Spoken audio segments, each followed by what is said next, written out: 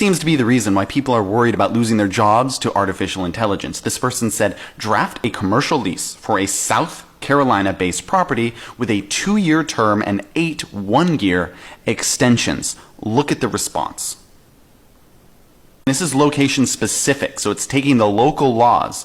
Each county, each state is different, so it has to be specific. But if all of that information is in a public database, it would take humans a lot of time to go through and figure it out. AI, boom, gets it done right away. Now, here is the debate. So this guy, he said, lawyers, we must kill this technology immediately. Someone call Congress and make it illegal. I am heavily against this, but I understand this argument.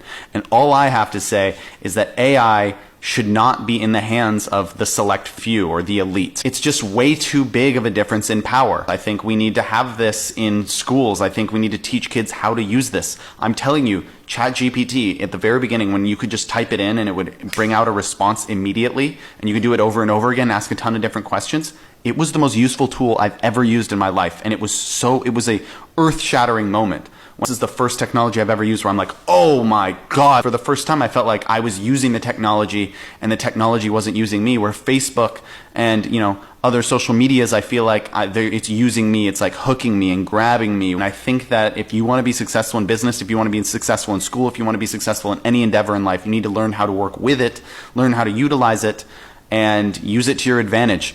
And don't just be cynical about it. I think that's the worst approach. Like, this technology can be good and it can be bad, like any technology. Any technology can be good, any technology can be bad. It's just about how you use it.